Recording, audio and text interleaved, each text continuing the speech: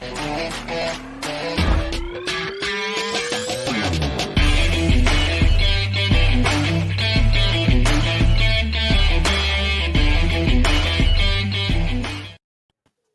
do this. Hey, everyone. How's it going? How's it going, Hannah? How are you? It's going so good. Nice to see you, Ethan. You as well. It's been 2 long weeks since we got to have fun together. Has it really? Yes. We missed Thanksgiving. Oh, that's right. Holidays are happening. Yeah. We'll have to figure out what we're going to do for the upcoming. How was your holiday, by the way? It was good. It was really, I didn't do anything, but that's fine. Sometimes that's okay. So my family, they used to love when I would talk politics with them when I was like a Republican. But they don't like that now that I'm liberal. So they were like, just so you know, no politics at the table. I'm like, okay. So what did I talk about? Mushrooms and normalizing sex and also mental health. I'm like, hey, I'm gonna achieve. If I can't talk politics, I'm gonna find something else we can talk about. Well, you know what? That is a perfect segue into what we're going to talk about today, Ethan. What are we talking about today, Hannah? Well, hello, everyone. Welcome to the Pickup Line. I'm Hanna Vaughn. And I have with me... Ethan, I think. That's Ethan. Yes, that's who you are. So we're the Pickup Line. We have candid conversations about sex, love, and relationships. Ethan and I are not professionals, but we hope you learned something today, or not. But if you don't, we hope you're at least entertained. Today is going to be really exciting. We're going to have our first guest on today, who's Dr. Darrel Ray. He's an author, psychologist, fellow atheist, although we're not an atheist-based show. He's the founder of nonprofits Recovering from Religion and created these secular therapy. Well, okay, I keep mixing these two up. The Secular Therapy Project, the other nonprofit, but then he's also the creator of Secular Sexuality, an ACA show that I just had my debut on. Well, my ACA debut. And he's going to be joining us today to talk about normalizing conversations about sex. So good thing you had all that practice over the Thanksgiving. Hi, Dr. Ray. Hey, good to be with you guys. Now, Hannah, I want you to say secular sexuality 5 times real fast. I messed that up. I'm so sorry. Secular therapy, secular sexuality, 2 different things. Yeah, even I can't do that. So no, not to worry. But it has a nice twist to it anyway. Oh, well, go ahead. By the way, Hannah, I was pointing this out. See, I said I look really red, and you said no, but yeah, apparently I do look really red. I'll see if I can fix that. Well, you just look like really like sunny, you know? Yeah. Are you embarrassed? Are you embarrassed to talk about sex? Yeah. Okay, so yes. Dr. Ray, actually, yes. So I was raised, like what was hammered in my head when I was younger is the conversations about sex are between a man and a woman in the bedroom, nowhere else. So I know that that's wrong. So my brain still misfires when I'm trying to talk about it, because as I'm doing it inside, I'm hearing, don't do it. You're not supposed to do this. I'm still trying to like break through that indoctrination. It's a strong indoctrination. There's no doubt about that. Tough thing to get through for a lot of people, not just you. You're not alone on that one. Yeah. I know that you and you two boys have kind of similar upbringing with the religion, and I was brought up pretty secular. So it's really funny talking to Ethan about this kind of stuff and realizing how different our upbringings were. Yeah. Well, I don't care where you were brought up or how you were brought up in this culture. You're still surrounded by a polluted atmosphere of sexuality. Yeah. If I come off a little bit pissed and angry tonight, it's because an hour ago I was watching a documentary called Letter to Anita.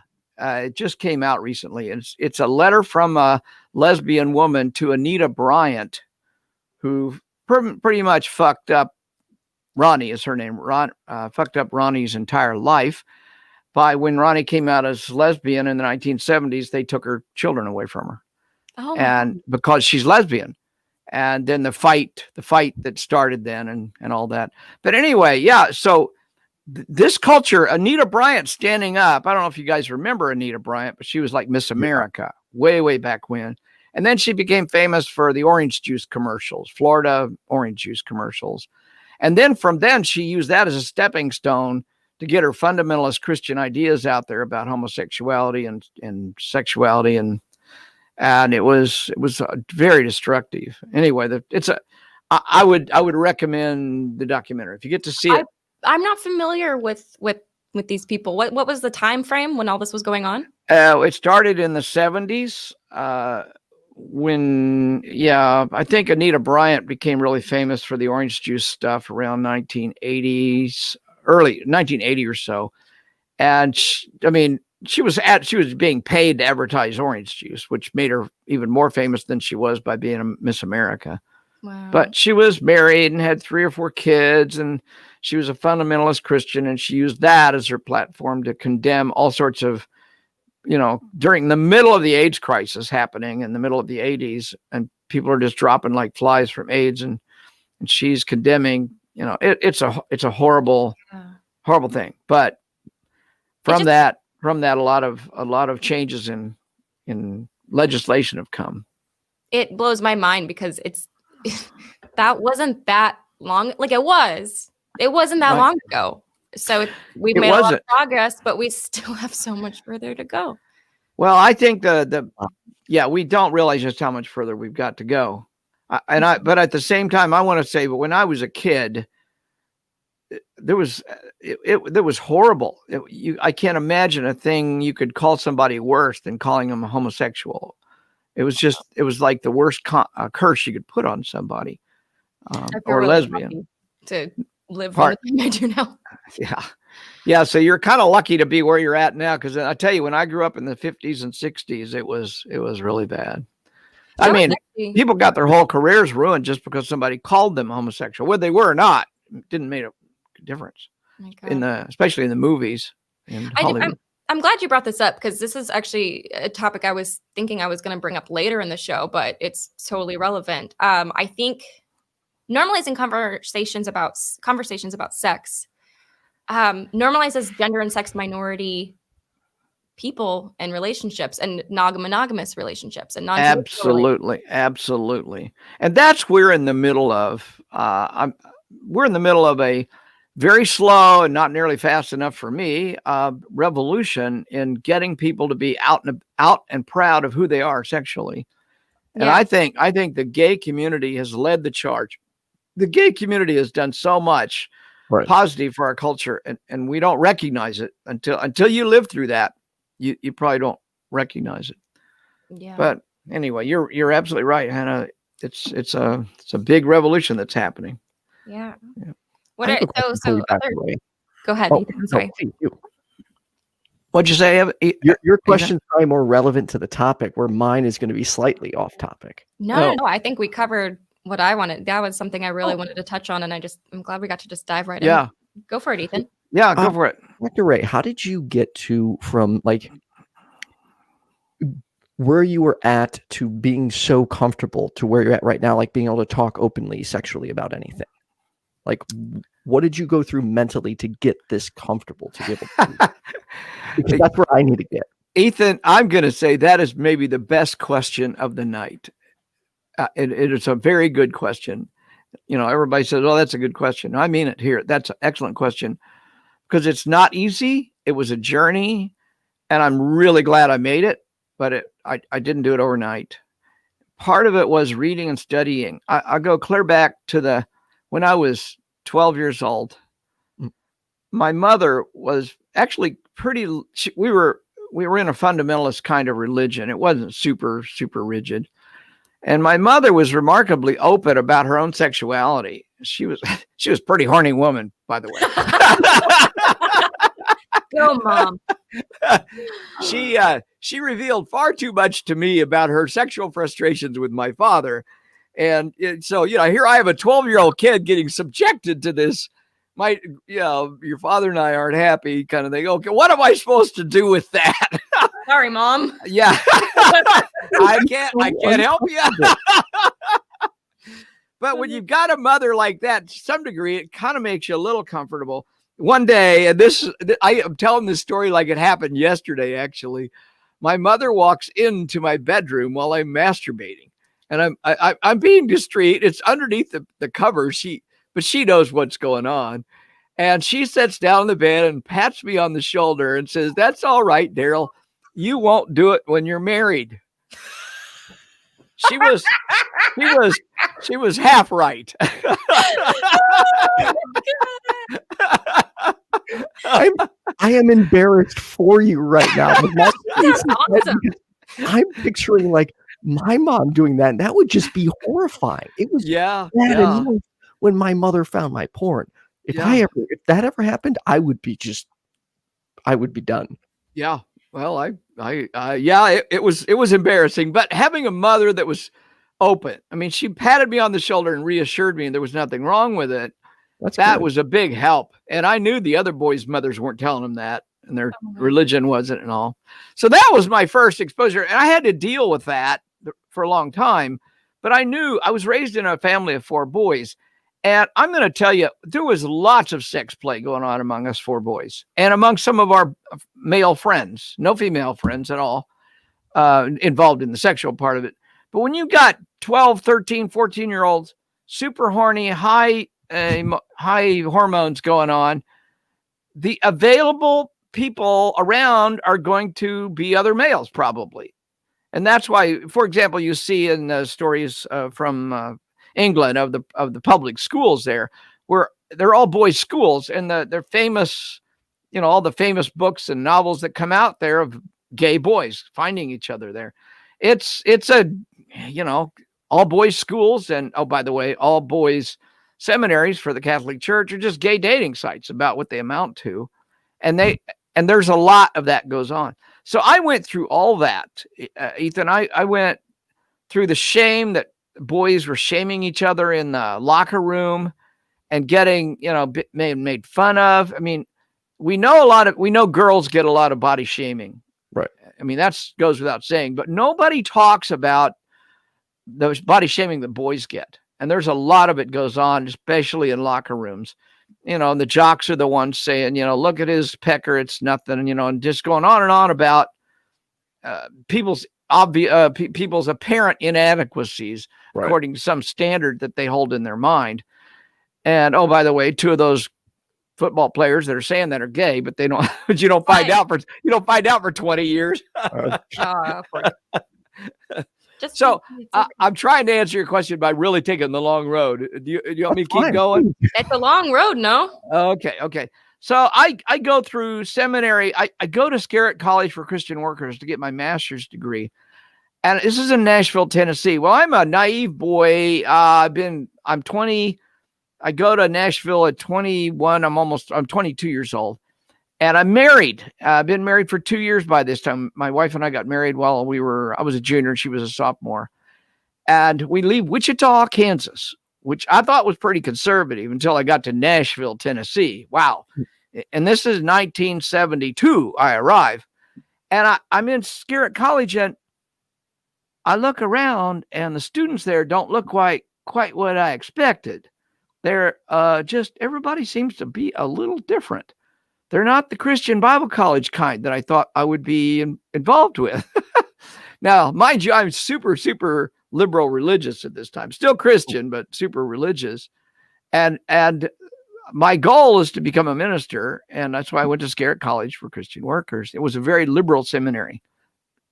But what I discovered very quickly is that about half of the students in this seminary are gay or lesbian. Fuck. I had never met a gay person in my life. I'd never seen a lesbian in my life.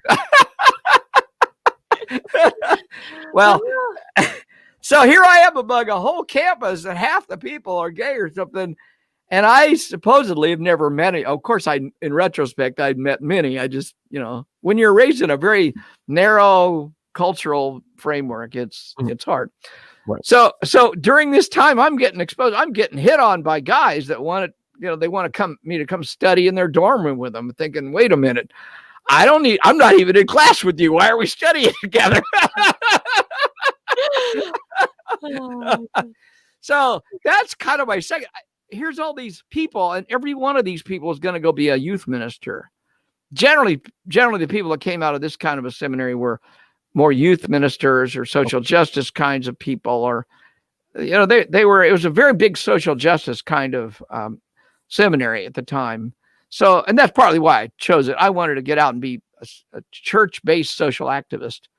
Well, you can tell that didn't go very well. So I've got a whole talk on the internet, by the way, on my journey and social activism, but we won't go there today. So that was my second thing, Ethan. Then the third thing that comes along, I'm married, right? I'm horny as hell, and I'm married to a woman that doesn't like sex very much. Now, it has nothing to do with her or me. It's people's libidos can be gigantically different, and we just happen to hit the wrong buttons.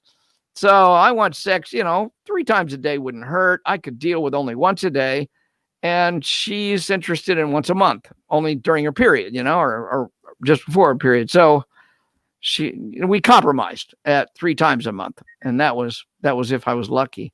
So I was getting all sorts of negative body images, messages from her family, because I was a sex maniac. In fact, my wife, you'll like this, my then wife, I've been divorced for many years, diagnosed me as a sex addict because I masturbated too much. All right. One day, this is about too much. Yeah, well, we can debate that. 8 times a day, it's about the upper limit for me. But anyway, we'll not go there for right now, and not any longer. 8 times a day would kill me now. Oh my damn! Dr. Ray got spunk. Oh my gosh. So we about 1980, I have the opportunity to go to a training session on I'm a psychologist by this time. I got my doctorate, and I'm going to training sessions, learning clinical stuff. And I drive to a city about 4 hours away, and I go to this training session, and we have a break, and I said, I'm going to take my hour break and go to the porn shop and, get some porn. Because we didn't have any porn shops near where I was living at the time. So, you got to drive ways to get a good porn shop. And that's one thing my wife absolutely hated, because she is Christian, and, you shouldn't be looking at porn. Right. That blew up in her face too. But so I go get this porn, and I come, and while I'm in there, I see somebody, another psychologist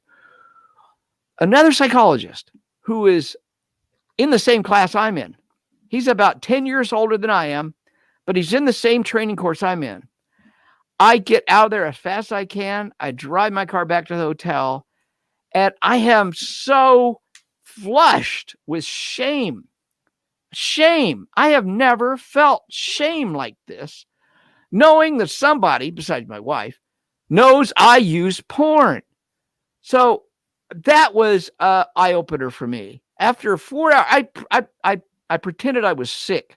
I went in my room. I laid down for 4 hours. I didn't look anybody in the eye. I never spoke to that psychologist again. And we crossed paths regularly. I just couldn't bring myself to it. And from that experience, I thought, this is fucking stupid. Where did I get this? Why do I feel this massive amount of shame? And I started at that moment, Ethan, and from that day on, I'm going to work on this shit. And I had already been given the tools in some ways. I don't know if you're familiar with Dr. Albert Ellis, the founder of cognitive behavioral therapy. Okay. Excuse me. Dr. Ellis was my mentor. I studied with him. In the mid to late 70s. So I got his approach to dealing with shame and guilt. I just hadn't applied it to myself. Isn't that interesting? Yeah. Yeah. So, so I go through this shame. I have never felt an emotion like that in my entire life, ever. And that kind of shame, I just can't describe to you. Maybe other people have felt it. I know other people have felt it. When people tell me how ashamed they are, I know how to identify with that, because I experienced it. But I only experienced it one time in my life, because I never want to experience that again. And the reason I don't is because it's stupid. It's irrational. According to Dr. Ellis, it's fucking irrational. He was very good. He's very good at using, he could swear better than any sailor I've ever met. Oh, yeah. So that's my journey. And then I was in organizational psychology, so I didn't have a lot of reason to work with people sexually, except on myself. But I kept reading. I read all sorts of books on sex and sexuality. You name the book that written in the 70s or 80s, I probably read it. And then when I finally wrote my book, Sex and God, in 2011, it was published in 2012. I had to come up with a talk. Have you guys, either one of you, seen one of my talks on sex? I'm sorry.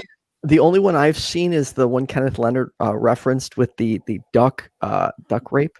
Okay, you did see that one, right? Yes. Okay, well, then you saw how I started the whole talk, I'm guessing. I'm sorry, if you could refresh my memory. I start off by saying this. I masturbate. How many of you masturbate? Oh my God. Yes, I do. I ask the entire room. I could have 400 people in the room, and I will ask that question. What is the reaction you get? Oh, well, all the atheists raise their hands if they're under 30 years of age, and everybody else is kind of hesitant. I had a PhD psychologist. PhD. This guy is actually just a little bit younger than me, but he's a PhD psychologist. He came to hear me talk at one of my talks. You saw the same talk. That's my most popular talk, is the one that has duck sex in it. And we can talk about that later if you want. But he at the beginning, I asked, how many of you masturbate? Now, there's hundreds of people in this room, so I didn't know he was there. I'd never met the guy, so this is kind of, I had no idea what was going on, but he did not raise his hand. Well, okay, I didn't know that. I don't sit there and say, you didn't raise your hand. I do say this. Oh, it looks like we've only got a few liars in the group today. Yeah. It's, just kind of a joke. Anyway, about 2 years later, this same psychologist comes to another talk I'm doing, and I start the talk off with, how many of you masturbate? I do. And he raised his hand. Now, again, I don't know who this guy is. I didn't notice he raised his hand, but he came up to me after that talk. We went out and had a beer, and he said, I have never admitted to anyone in my whole life that I masturbate. And the first time I came to your talk, I was embarrassed that I am a psychologist that helps people with sex, and I could not raise my hand. He said, you taught me a bunch right there. Amazing. So that's where I start. That's where I start all my talks, if they're related to sex. I want people to admit that they have a sexual relationship with themselves. Yeah, why is that so hard to say? Like, why is it like even a month ago, I'm trying to say the word masturbate, and I'm like, masturbate? Like, it's okay, David, we're going to break your cherry here. Do you masturbate? Yes, I do. Say it. I masturbate. Who? Say that. We all went. So I couldn't hear. We all were talking at the same time. Say that again. I just said yes. Okay. Yes to what, Ethan? Yes to the sky is blue. You know what are you saying yes to? I masturbate. There we go. Oh, right. So we're having a discussion here today on normalizing sex in conversation, and that's the first place I start. If you can't admit you masturbate, then you can't talk about sex. It's that simple.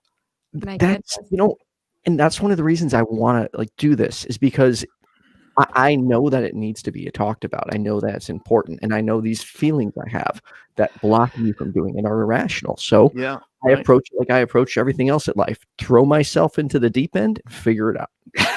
Oh my God! Well, that's great. All right, that's a good way to do it. I applaud you. I was really surprised when I was starting this with Ethan, and he was telling me about his background and how, uncomfortable it's been for him. And I was like, but you want to start a whole show about sex? I mean, hell yeah. That's one way to make yourself comfortable. I'm not going to just start not baby steps. I'm going to talk to the whole world about it. Podcasting is therapy. There you go. There we go. It's funny how many people actually message you after you do a show about sex and ask you questions and be more open with you about their own sexuality, which to me that's a positive, knowing that other people are now trying to talk about it as a result of yes, me right. talking about a show. I got, when I was doing secular sexuality as a solo, I was doing just me I was interviewing people. I can't tell you how many emails I got from people saying, what you guys are doing has changed my life. It's allowed me and my partner to relax. It allowed me to leave this marriage because it was never going to change, kind of stuff. And I'm also privy to the emails that come into Secular Sexuality Today out of the ACA. I'm plugged into that, and they get tons of good emails. People saying that this show changed my life. That's gonna make you feel great. It does, but that's my life. I've always wanted to help people. I want to help people in however I can. And I think you start with sexuality, because we're sexual creatures from the day we're born. Every cell in your body is sexual. Yeah. So you can't, if you deny that, you're denying the essence of your own humanity. And then once you become comfortable with your sexuality, then you can move out and do a hell of a lot more things. And that's what I think, and Ethan, this is kind of Darrel's pet theory here. I think people, humanists specifically, who are not comfortable with their own bodies and their own sexuality, are inhibited in other areas too. Absolutely. And so they can't achieve what they might achieve in life, because how do you get away from sex, in every endeavor you get into? I mean, even if you're in a corporate world, if you are easily overwhelmed by somebody who's highly attractive to you and you don't know how to deal with it, that's going to inhibit your ability to be effective in the corporate world. Right. Or you may end up sexually harassing somebody because you don't know how to control your own emotions and perceptions.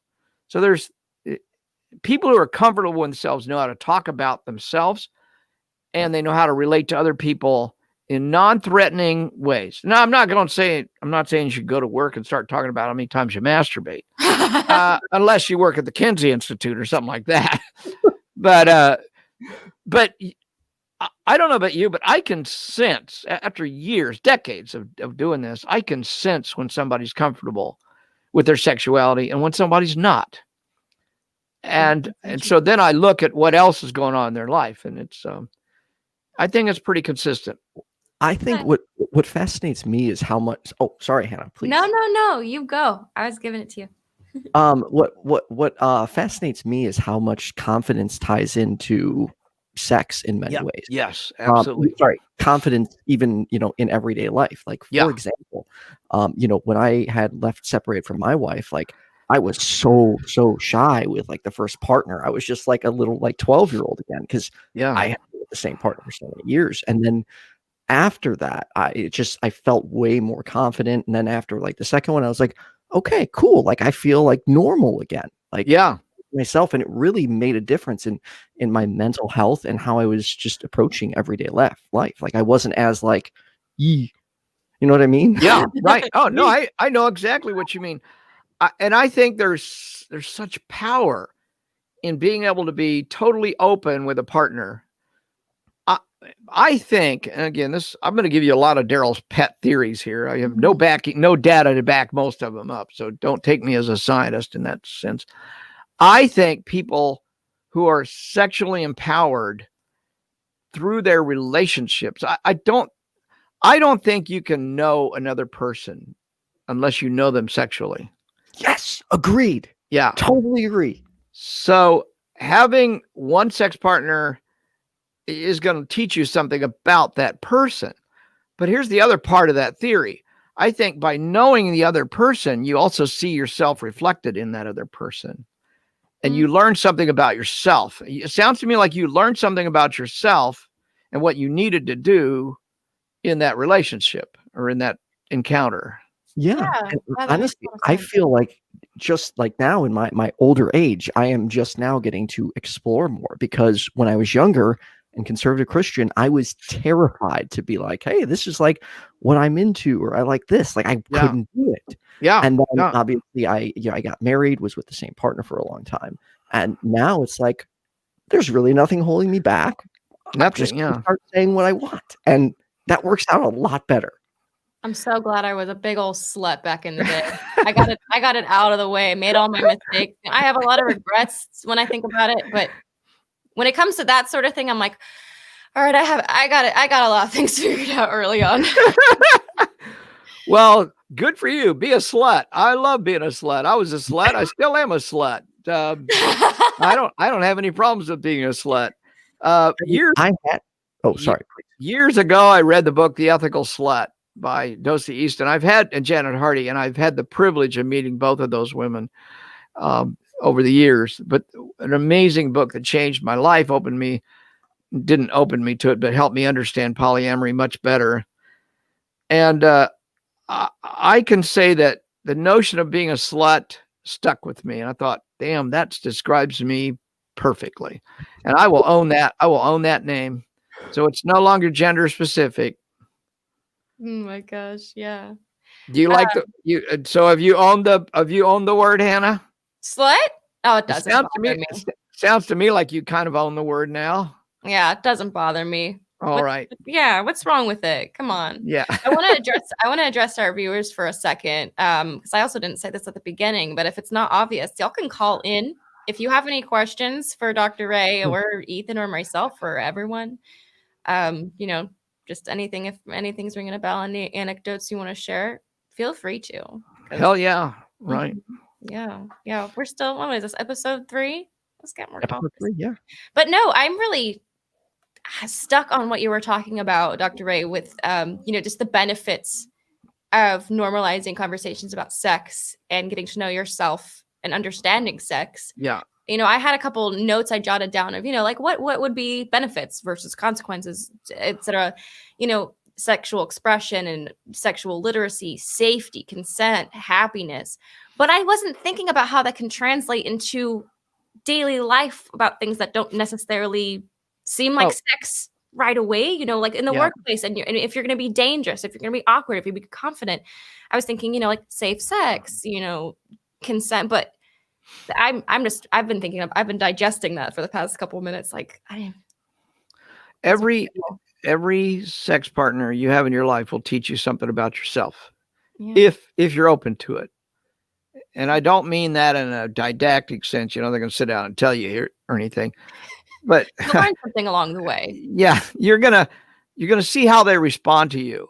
Yeah, and you're gonna in your mind I wonder why that worked with this partner and it didn't work with that partner. Yeah, and is it because their bodies are different, or is it because I did something different, or I have a different attitude? Because I'll tell you, getting in bed with somebody, you are literally and figuratively naked. Yeah, and your personality will come out there. Your desires, your kinks, and the more you can feel comfortable with a given partner, the more you're going to be able to interact and talk about those things. I've had a lot of fucking in my life. I'm not ashamed to say it, but what I will say is it's after the fucking's over that you learn something. It's when you sit there and lay down and you just cuddle each other and you talk about what felt good and what didn't, and what you liked, what you didn't like, even talking about what other partners did and you liked. Get that bullshit out of your head that you can't talk about other partners. Yes. Now, you're not there to brag about them, and you're not there to shame anybody. You're there to say, wow, I really liked the way you kissed me there a few minutes ago. It reminds me of another boyfriend. That seems to really turn me on. Well, that's great information. So if you pay attention, especially pay attention after the sex is over, that's where, and forgive me, I'm speaking from a man's point of view. I've never seen the other side, really. I've talked to a lot of people on the other side, so I may be way off here. On the other side, are we dead? No. I mean the recipient. I don't. I know. You got 2 people involved. Now, if you got 3 or 4 people involved, you could still. I've been in orgies where we had 3 or 4 or 5 people, and we all, after everything was finished, fucking, we just laid down and talked. And I will tell you, there's been a couple times that it was a small orgy. I don't have big orgies, just small orgies. After a small orgy, the stuff people talked about and expressed and interacted on was like, there is fucking nothing we can't talk about if we can talk about all of this. Yep. There's just beautiful, beautiful. I mean, I can't, and I'm not even involved in, I'm still involved in one of the 3 or 4 other people, I mean, personally, we're still connected. The others, I don't know where they went. I don't know who they are or where they went to now. But I mean, I did at the time. It wasn't. And actually, it wasn't. They showed up. No. I'm pretty. I have to know somebody before I want to get in bed with them. It's that simple. So it wasn't stranger sex. It wasn't, and which I have no problems with. You know, do whatever you want, but that's not my style. So no, all these people were good friends that I trusted and I knew, and many times I'd already been in bed with. So yeah. Are we getting normal yet? That's, one thing you said about like having the conversation before and after, I learned was important. And I remember one of the first times I tried to implement that with someone, and she was immediately like thrown off. She's like, "This is weird. You're not supposed to talk about sex. We don't need to talk about this." I'm like, we just wait, what? Like, I'm like, but don't you want to talk about like what you like and don't like? She's like, no, you just do it. I'm like, okay. And she's like, that's really weird, actually. And I was like, Yep. I felt uncomfortable because this is the first time I'm like trying to like communicate, and she's like shut me down. I'm like, well, shit, am I weird? Is this not normal? Yes, but not like that. Well, yeah, that's interesting. Give her my book, Sex and God. That'll help her out. I'm pretty much sure. This is last month, one of my heroes died, Betty Dodson. I don't know if you know Betty or heard of her. She is the goddess of female masturbation. And back in the 70s, thank you, hon. My partner just brought me a good cup of tea. Keep my whistler wet. Hi, hon. You, hon. I said hi to you, Barb. Hello there. She said hello there. No. She says, come over and eat bacon and drink bacon. Eat bacon and drink whiskey. Drink bacon and eat whiskey. No whiskey. No whiskey. I can't hear. Yeah. Anyway. Yeah, needless to say, Barb's pretty open sexually. Every Tuesday, if you'll get online and look at her Facebook page, you will see she has a Happy Titty Tuesday every Tuesday with a different meme. Happy Titty Tuesday on Facebook. Yep, on Facebook. So yep, right. happy Titty Tuesday. So where were you? Where were we talking before we got off on that? Was I trying to answer a question or what? I don't remember. You did answer it, but I actually Hannah had brought something up that I would like to with you is, do you think there are any negative consequences to normalizing these conversations around sex publicly? Well, the negative consequences could be, it can and will happen if you do it inappropriately. I mean, there is a time and a place for this. I think if all my friends, I mean, if I'm having a party, or all my friends, we all joke about, how many times did you jack off today? Or, did you guys have sex this morning and we woke up? We'll joke about it. It's because we're not ashamed of it. It's like, did you have steak for dinner last night?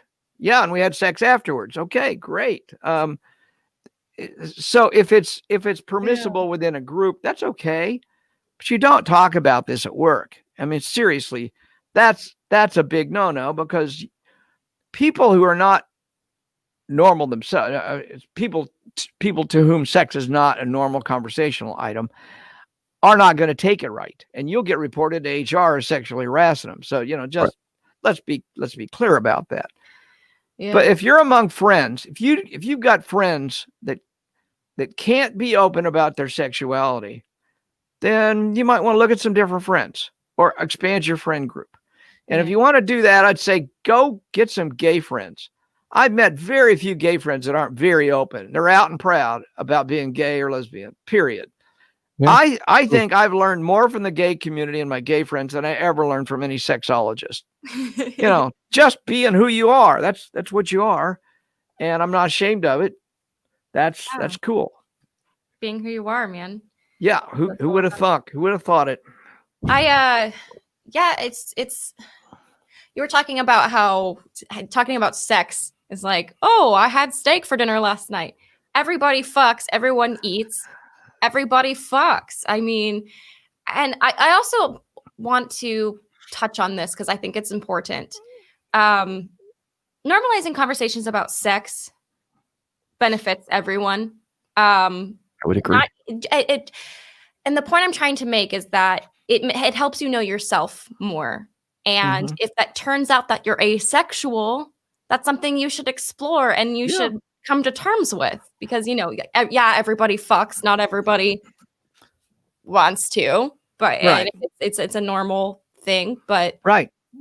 Knowing what your preferences are, knowing what you're comfortable with, it's right. And there's another aspect of this that I want to bring up, and that is where you are in your life, in the life cycle, makes a huge difference in your sexual expression and who you are as a sexual person.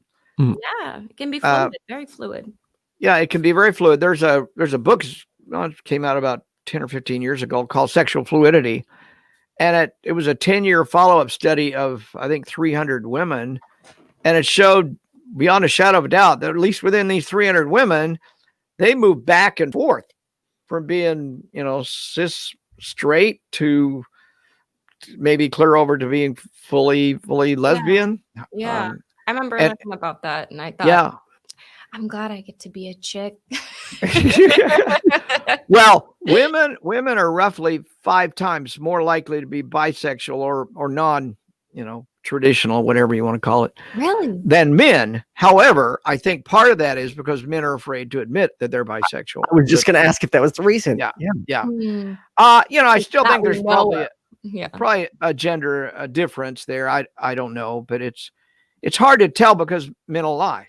Women will lie. Everybody lies about their sex life. Yeah, that makes sense. But at the same time, women have been taught that it's okay to be affectionate with each other. Yes, and right. It becomes normal. So yeah. See, and that's where, like, for instance,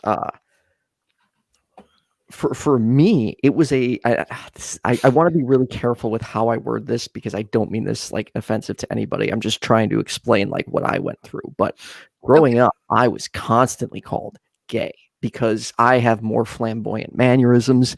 I'm goofy. So I always found that I had to like prove that I was straight. And that through most of my life, where I'm like, okay, I have to prove I'm a man. I have to prove I'm straight. And that's so ridiculous. I know it sounds stupid, but you're taught by your peers that being gay is negative. They use that as ammo. Being gay means you're like a girl, and it takes a long time to unlearn that. And you know, enough said. What you're describing is the element of shame in men. Yes. I actually wrote an article about 4 or 5 years ago. It was published in American Atheist magazine, but I also have given a talk. You can Google it on YouTube, and male shame. And what you just described was what men go through, what boys go through being shamed. And I described this earlier when I was talking about locker rooms and stuff. There's a lot of male shame, and I try to express and show in this talk and in this article that we know a lot about female shame. We know women are shamed a lot for a lot of different things. But I try to make the argument that there's a flip side. There's 2 sides to that coin. Women are shamed by men and other women, of course. But why are men shaming women?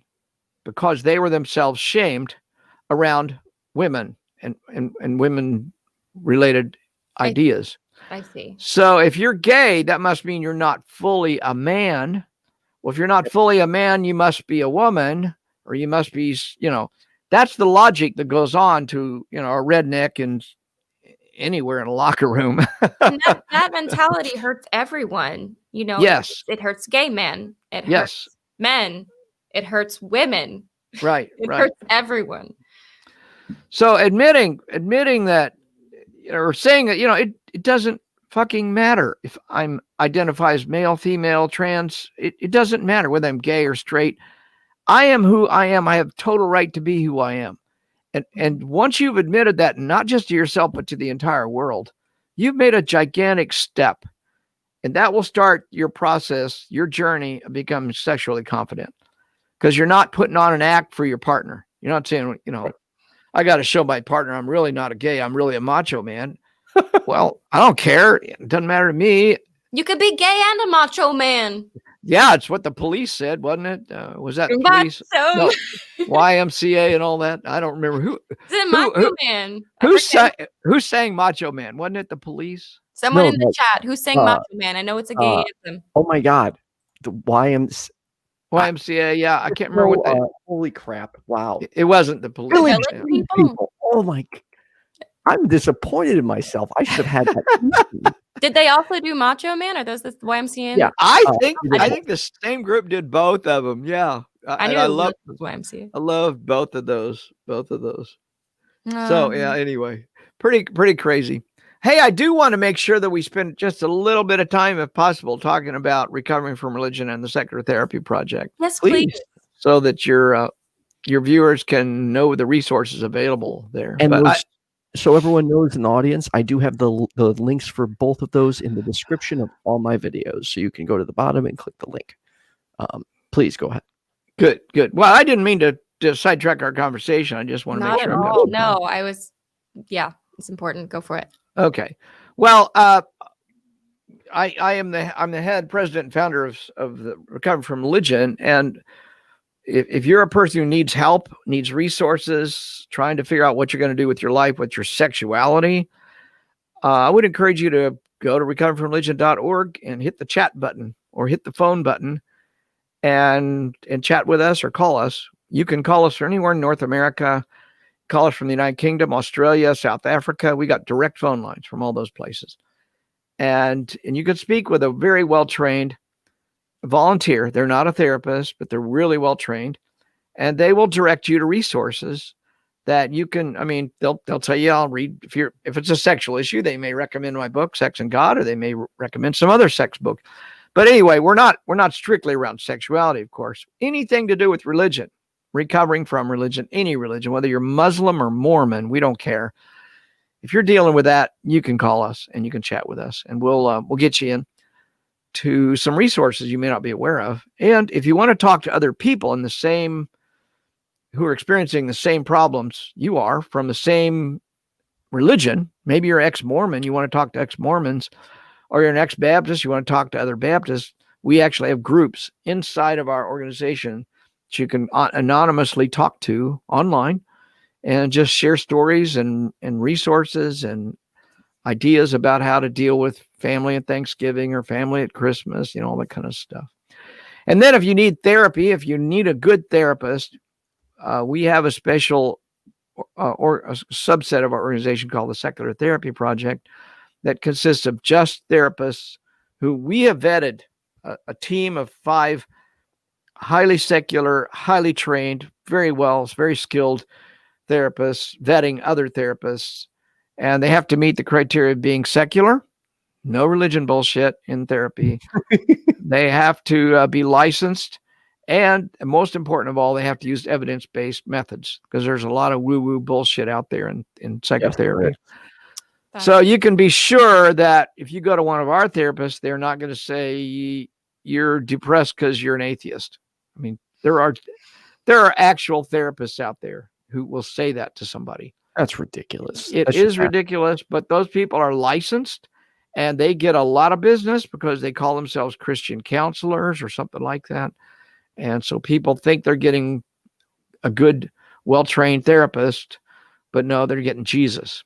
And, oh, by the way, I don't know if you guys knew this, but if you're married and religious, every time you have sex, you're having a threesome with Jesus. Wait, what? You're having a threesome with Jesus. Hey, isn't Jesus always in the room while you're fucking? Okay, good point. Yeah. So I just want everybody to know, how do we get Jesus out of your bedroom? I think that's a very honorable goal. How do you get Jesus out of the bedroom? And it sounds like sent to this Jesus, get out. I gave me the heebie-jeebies. I gotta tell you a story. This is an old story I've told 100 times. Forgive me if you've heard it before, but I was dating this woman back about 1979.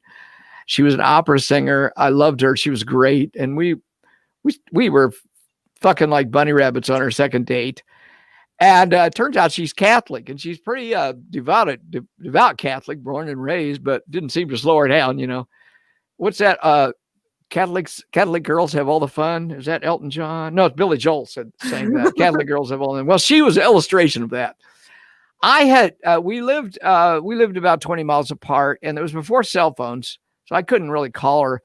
And I didn't really. We usually met at my house, not at her house. I'd been there a few times, but this particular day, I just show up at her door and knock, say, "Hey, you want to get together?" And she invited me in. I look in her bedroom, and she's got crucifixes and Bibles and rosaries and Marys and Jesuses hung all around the damn bedroom. And I've been to her house several times. I'd never seen that before. And I said, "Hey, Jean, what happened? Where'd all this stuff come from?" And she said, "Well, Darrel, if I know you're coming over, I take it down because I just can't come with Jesus watching me." True story. Fucking true story. Okay. So get Jesus out of the bedroom. Darrel, Dr. Ray, I got a story for you. Darrel's fine. I don't care. In the past year, when I started dating again, and it's, for the record, it's like impossible to find atheists to go out with. Literally, they're like nowhere around me. Have you gotten on agnostics.com? Does that exist? That is a very big dating site. It's huge, and it's owned by the same people that own Adult Friend Finder and Senior Friend Finder. Same company owns it. What was the site? Can you say it one more time? Agnostics.com. Oh, okay. And it's kind of a Facebook / dating site. It's both. They've got social interaction kind of stuff, but they also have it's kind of a good hybrid of both, I guess you could say.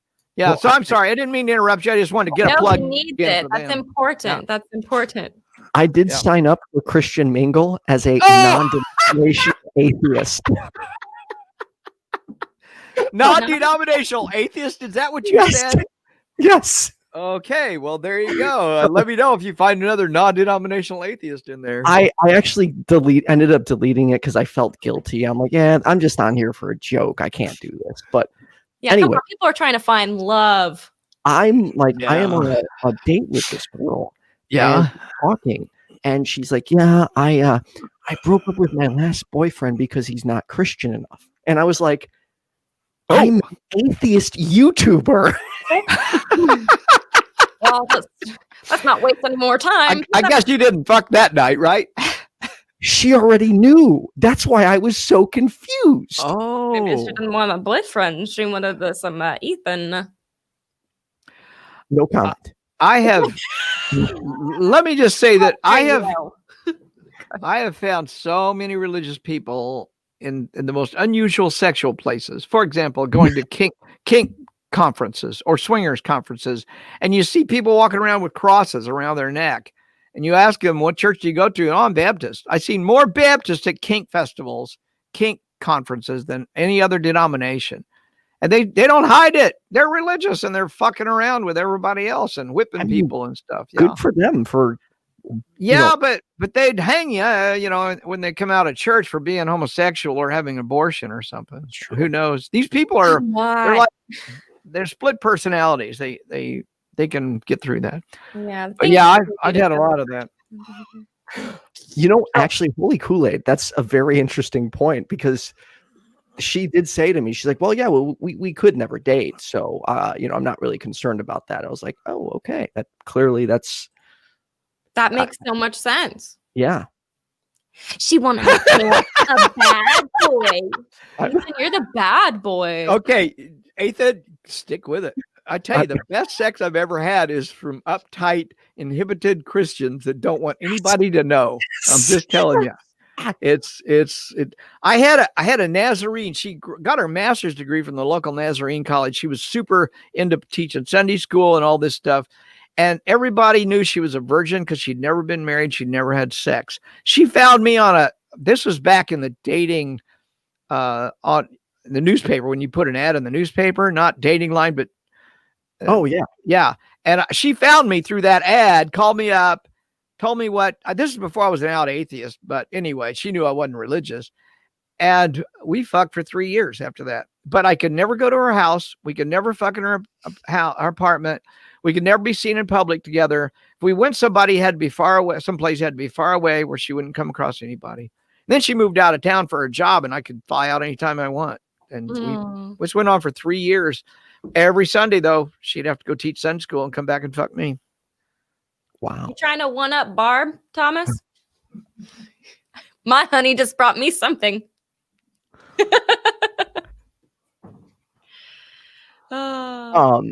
Did I miss something? I didn't get that. I'm sorry. Thomas just brought me a cup of something, and I was saying, "Are you trying to one-up Barb?" Well, there you go, Thomas, trying to keep ahead of Barb. No, you're a day late and a dial short, Thomas. Hi, Thomas. He's already out of here, but he's watching. All right. Well, good for him. Good for him. Oh, he's saying hi. Oh, tell Darrel I said hi. Hey, Thomas. Love you, guy. Oh, man. This has been so much fun. It has been very, very enlightening for me. I've told you guys a few stories I don't think I've ever told anybody. I never told anybody that shame story from the training really session. Lucky right now. Yeah. Sometimes people get me to tell stories I didn't remember. May I share a shame story with you? I would love it. Yeah. Let's hear your shame story. So aside from my family making me overall paranoid to ever have sex, like my aunt became a doctor and all she would do is tell me STD stories about people dying on the table. What a That's fucking waste. Yeah. So I was like horrified to have sex the first time. Well, when I finally do have sex the first time, I'm all excited to tell a male family member like that I thought would be happy for me. And for a fucking hour, he drilled into me and ripped me apart and like made me feel horrible. And he made me feel so shitty that I ended up calling the girl and saying I completely regretted it and I never should have done it. Oh, No. fuck. Oh, man. That's not a Wow. fun story at all. No, that's horrible. Now, on the flip side, I worked past it and we did end up dating for like 6 months. Good for you. So yeah, it worked out well for 6 months. Well, when I was first dating my wife, who was the second person I ever had sex with, we decided we wanted to have sex and we couldn't do it unless God approved. So we got down on our knees and asked God to marry us right there in the bedroom that night. And then we fucked. So we were married. Stayed on your knees. Then we were married in God's eyes. Of course, we got married about 8 months later, but we didn't want to wait, It's crazy. How many people get married for sex? They should not be together. No.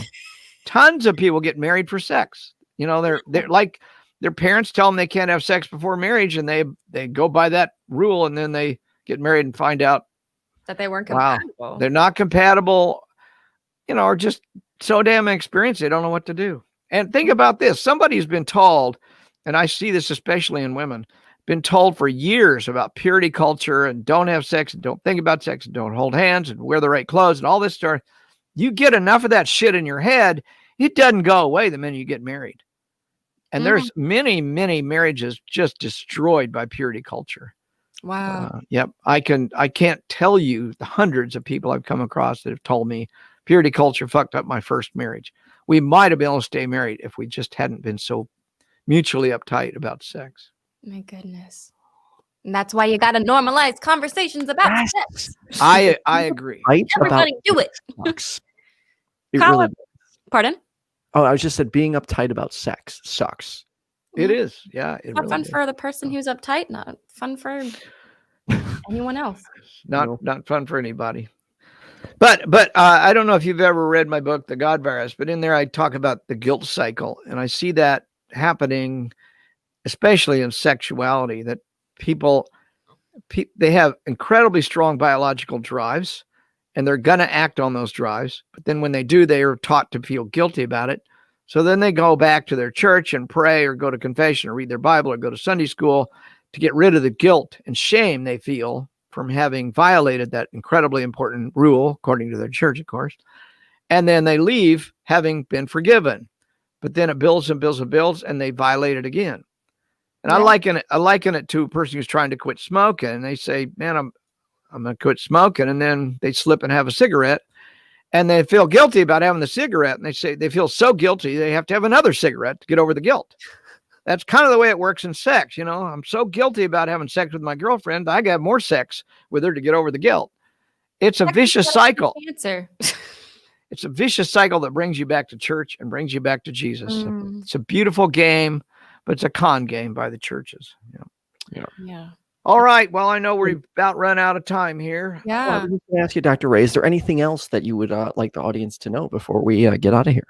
Well, yeah, go look at my book, Sex and God, especially around this issue, but also the God virus. I talk a lot about sex in a couple chapters there too that I think you'll find useful. If you need any help, please go to recoveringfromreligion.org, chat with us, call us. And if you want to volunteer, we're always looking for volunteers. If you'd like to help us financially, we're always looking for donations. So hit that donate button and give us a few bucks. Might We'd have to take appreciate to it. work soon. Dr. Ray, thank you so much for You're- joining. This has been You're so welcome. fun. Thank you, Yeah. Dr. Ray. Yeah, and all those links for the nonprofits, Recovering from Religion, Secular Therapy Project, you can find those below. Ethan, if you wanted to plug your socials or anything, I mean, subscribe if you haven't already. Goodness gracious. We have to have one exit, but go ahead and do what you go, and then I'm going to do it with you, Hannah. Remember how they closed out secular sexuality? I do. I hope I Okay. can do it right. We're going to do that, okay? But hey, next time, we haven't picked a topic yet, but we'll keep you posted. And if you want to normalize conversations about sex with me and Ethan, definitely call in next time. What the heck, guys? Start calling in. And real quick, let me thank my patrons, Cindy PLAZA, Kenneth, Leonard, Kathy Letto, Ian Davenport, Best Name Ever, The Blazing Wizard Pope. You guys are awesome. And then also this coming Tuesday, The Perspective returns with special guest co-host, Holy Kool-Aid. I don't know why I'm pointing at you. Well, yeah, I guess I should point at you. Your friend. I'm an extension of him. Holy Kool-Aid, along with Brain Bug will be on. And then obviously you and I will be back next Thursday with dating coach Shanna Chow. But then also next Thursday, I will be interviewing Sean Schemmel at 7 p.m. And that is, for those watching, if you know that name, you'll know what she's doing and it makes sense. So yeah, I'm excited. It's going to be good. It's going to be good. And thank you to the mods. Big thank you. All right. all right. So, Dr. Go Ray, out. I'll jump off the screen so you two can do the close you're gonna do. Oh, Okay. excited. All right. So I'll start it out and you finish it, okay? I might mess up because I was on the show one time, but okay. All right, right. So what I want you to do is go out and give yourself a big orgasm. Or better yet, give someone else an orgasm. All right.